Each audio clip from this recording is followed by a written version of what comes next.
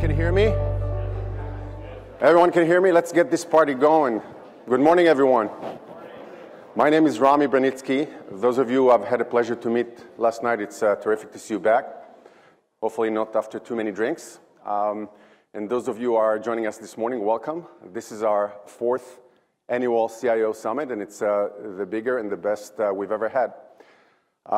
Those of you who've been with us multiple times know that this is our marquee convening platform where we try to bring together thought leaders and IT leaders from all over the industry for really a full day of discussions, the things that have to do with you as CIOs.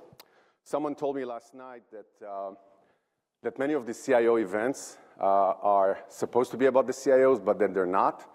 And while we try to expand the scope of conversations, we always try to stay very, very focused in terms of the agenda for you as the contemporary IT leader. When I look around this wonderful room, I see really 3 distinct groups here. First, I see leaders from global enterprises.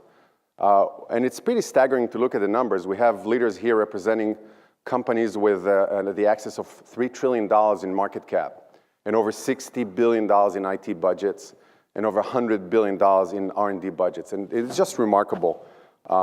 And if you are a CIO or an executive from any one of these companies, would you mind just raising your hand? Terrific. Thank you very much for joining us today and making the trip. And if your travels are from the Southeast, or if you have any loved ones in the Southwest, we certainly hope everyone is safe. It's pretty terrible as to what's going on, but terrific to have everyone here. And secondly, I also see really many successful startups, unicorns in the makings, who are joining us as well today. These are companies which are very, very formidable. Collectively, we actually calculated that the companies who are going to be represented here today have raised over $2.5 billion in VC fundings. And so if you are any of these tech startups here in attendance, would you mind identifying yourself? Terrific. Thank you again for joining us, taking out of your busy schedule, and thanks for all the innovation that you drive. And lastly, I see many of my peers and colleagues, not only from Sapphire, but from other VC investors as well, who provide the much necessary fuel for the innovation economy in the Valley and around the world. And so in total, we're going to have about $14 billion worth of dry powder available for deployment. Not today, but in general. And if you are a venture capitalist here, would you mind just raising your hand? Terrific. And we're going to have a bunch of people coming in throughout the day, so it's going to be a very dynamic environment and very vibrant conversations that will happen here. One of the things we try to,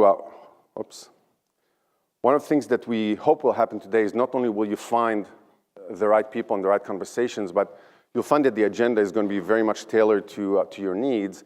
And usually as these events progress, there's like a natural osmosis process that happens in the room and people find each other. And we hope that it's going to be productive and certainly worth your while in terms of the network and the knowledge and hopefully the solution that you'll be able to find. A little bit about your hosts. So first, I want to thank my colleagues and friends at SAP for being our partners in crime for the fourth year doing this. I guess when it comes to SAP, SAP needs little introductions. Many of you are happy SAP customers. Still staggering stats that come from sort of like the SAP arena, which is 92% of the Forbes Global 2000 run as best run businesses on the SAP network. That's just remarkable. And close to 80% of the world transaction revenue touches an SAP system. So what a powerhouse and what a terrific partner for us to have in terms of producing events like that and in general having this wonderful relationship.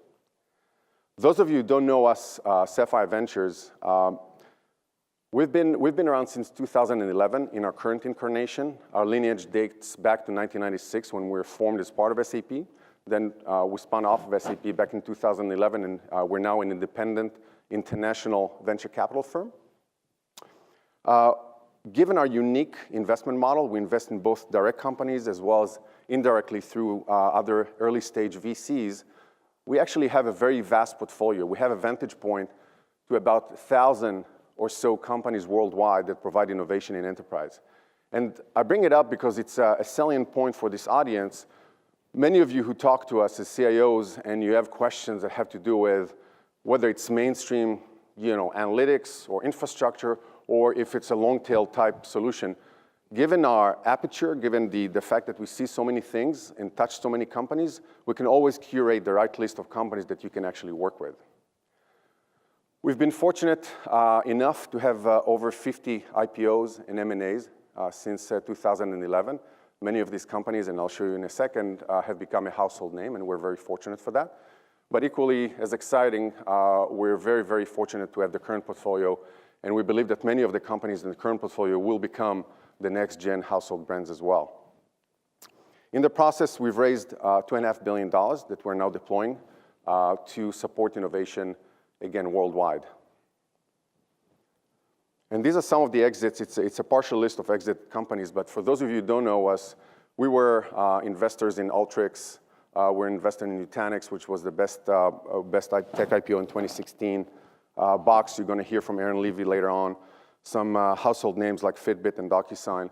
And again, it's phenomenal. We're very fortunate to have these exits, but we're equally as excited to talk about the portfolio that we have currently. So why are we here? I don't think that I'm going to shock anyone if I'll say that being a CIO today is difficult. Now more than ever, your role, even the definition of the role, have become more complicated. You are expected to keep systems perpetually running, systems that have pretty much finite lifespan. Actually, last night over dinner, someone mentioned to me that when she joined her respective organization where she's responsible for digital transformation, the first order of business was to figure out what to do with Lotus Notes. So it took me actually 2 seconds to retrieve from the old, long-term memories like Lotus Notes. But it's not surprising. Actually, we talked to a lot of CIOs such as yourselves who are thinking about what is on the cutting edge, and at the same time, how do I maintain the legacy I have or sunset it in a way that is conducive to the business. You are responsible for ensuring security for an organization that today has more vulnerabilities than ever. We all work from everywhere. We go to a Starbucks, we turn on the laptop, we start cranking away, we connect to the Wi-Fi, and God help us. So luckily we have solutions for that. Actually, Roy from Wandera is here, one of the better companies that provide solutions like that, Netscope. So we're going to have a few companies that are going to talk about how to mitigate some of these vulnerabilities, which are ever expanding. And then you have to manage that, call it kid in the toy shop or candy shop mentality that some of your line of businesses have been displaying occasionally, and I think you all know what I'm talking about. It's easier than ever to simply swipe a credit card and get a solution, right? So if I'm running marketing or I have a particular need in, I don't know, in the finance department or in the HR department, it's easy for me to start running a system that you as CIO may or may not know that I'm even running. But you still ultimately are accountable and responsible for making sure that the system is running, which makes it trickier and trickier. But I think suffice to say that now, more than ever, the speeds in which the business operates, both internally and externally, are faster than ever. And that makes life much more complicated for you. We've actually have taken a look at the CIO survey by CIO.com that was conducted this year, and it was actually very interesting to see how the role of the CIO has transformed and morphed over the years. In the survey, CIOs have identified as the #1 priority to identify emerging technologies, which is interesting because it used to be the case that the CIO was all about keeping the lights on and making sure everything is operating. But CIOs now feel more and more that their responsibility is to make sure that they find the solution that will give them the cutting edge for the business. And I'm just curious, by show of hand, how many of you feel that this is really the case for you? Terrific, and we hope to be helpful when it comes to that because this is the essence of what we do here. And close to 90% of CIOs sees their roles becoming more digital and innovation focused. And it's, again, not surprising necessarily when you think about the notion of digital transformation, especially if you work for a company that has been around for a while, and you're now tasked with sort of like, how do I take these assets and make them available online? Digital transformation is really about line of businesses and IT working together more closely to generate top line and bottom line advantages for the organization. The interesting thing about these stats is we actually went back to 2010, and about 50% of the CIO population back then said that they see their role as transformational. So that's another interesting sea change in how CIOs view themselves and how the organizations view you. Excuse me.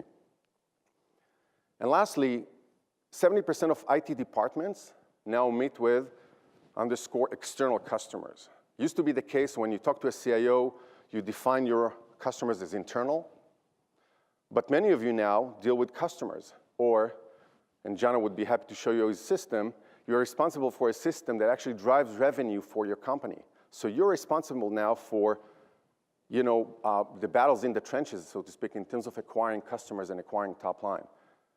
And again, by show of hand, how many of you feel that this is the case for you now, that you actually deal with customers directly? Yeah, so I think it's pretty consistent.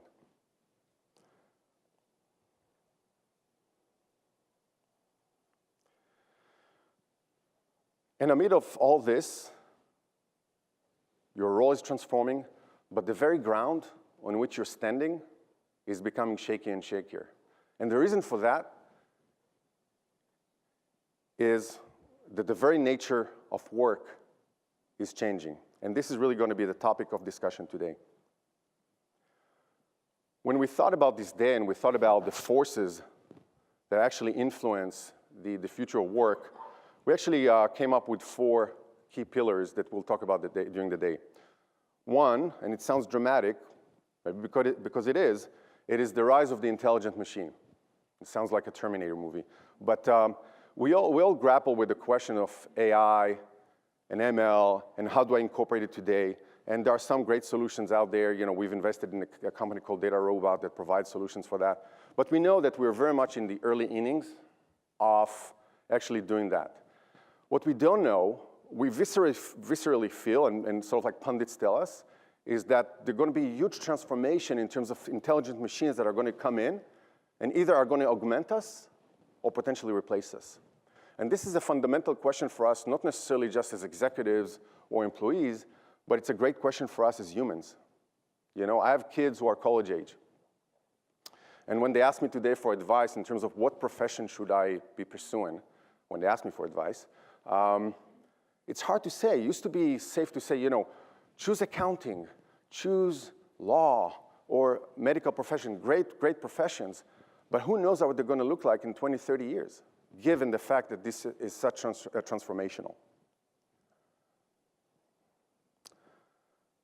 The second shift is a generational shift. And I'm not talking about millennials. I think we've been talking about millennials for 10 years, and they're aging on us. I mean, actually, I think there's a bunch of millennials here. So we know millennials, we know how to deal with millennials, and I think it's fine. But it's just the beginning of that. So the next generation is what is fondly referred to as the I generation. How many of you here have kids who are teens or preteens? So you know what I'm talking about. In fact, about 30 minutes ago, as I was preparing for this presentation, I get a frantic phone call from my son. And I thought, he was like, oh my God, is everything okay? He's like, the Wi-Fi password is not working. Just imagine that in the workplace in 10 years. But the key point about this generation, which was true for millennials, but certainly is going to be truer for these generations to come, is that the notion of picking one profession, one company to work for an extended period of time is going to be a thing of the past. This is a generation that is going to be much more into gigs. So they're going to take jobs and projects which are much more short-term in nature versus sort of like the commitment we have as Gen Xers, some of us, to professions or careers or companies. And I think this is going to be transformational as well. Thirdly, is what I'd like to call it organization as a service. Just like cloud brought the promise of the ability to expand or contract your fixed cost based on your needs, the same thing will happen to your organization. Organizations that are going to be relying on intelligence machines that you can actually turn on or off at a given point, that is going to have a very transient workforce, is going to be organization as a service. You'd be able to determine, based on your projection for the next 3 years, what is the optimal size of your business. You'd be able to contract it or expand it based on your needs. And if you don't, if it's still going to be sort of like fixed, we're 20,000 people and this is what we do, many of these organizations will perish. And lastly, sophisticated customers. And customers are always demanding, customers are always sophisticated, we love them. But it's becoming more and more exponentially difficult to satisfy customers and retain them. This is ultimately the key yardstick or measurements, criteria for a given successful business, certainly in the age of cloud. Customers expect, now more than ever, immediate gratification. They expect great price. They expect consumer-grade usability. And they want it faster and they want it cheaper. And at the same time, switching costs are lower and lower in terms of their ability to switch on you. And so you got to retain them, you got to please them, you got to enlighten them. And at the same time, you have to make sure that the foundation in terms of your organization is sound, going back to the other 3 points. And these are the questions that we're going to double click on today. We're going to talk about AI in the workplace. We're going to talk about scaling up your talent. We're going to talk about how the organization of the future is going to look like. And we're going to talk about customers in this age and era and how to support them going forward. And Shruti will talk about it in a bit. Lastly, it gives me great pleasure to feature an innovation that we've been working on at Sapphire Ventures for the past few months. It is something we called SV Explore, and SV stands obviously for Sapphire Ventures, but you can think of it as Silicon Valley as well. Think of the notion of a needle in a haystack. When you think about the startup ecosystem, it is fundamentally, flooded system. There's just a lot of funding that went into many, many companies. Rico later on, I don't want to steal his thunder, but he's going to show you the Lumascape of MarTech as an example. You have thousands and thousands of companies, and it's really sometimes difficult to choose and understand what is the value proposition, which company is really a good company, how is it to well-funded companies. So we try to come up with a very simple solution that would allow you to find that needle in the haystack, just using a very simple search with a very simple click-through that would allow you to understand what's out there and how it's relevant for your business. And Rico is actually going to be on stage at 1 o'clock, I believe, and he's going to talk more about that. But we're very excited about that and think it's going to be super relevant to many of you. So with that, I want to wish you a great day, and we're going to be here, and hopefully to support any of your questions you have. But otherwise, I wish you a phenomenal day, and I hand it over to our capable Shruti Tornatore is going to be the MC for the day. Have a great day.